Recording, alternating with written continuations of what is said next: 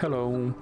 In this video I will show you how to display internet speed on status bar on Samsung Galaxy M56.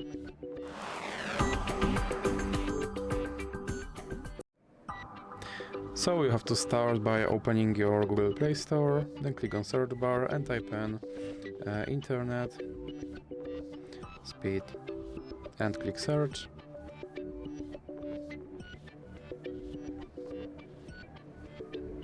And now click install.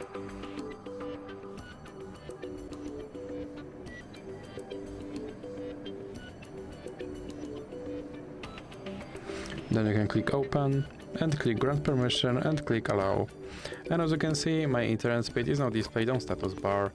So that's it for this video. If you liked it, please remember to hit like and subscribe.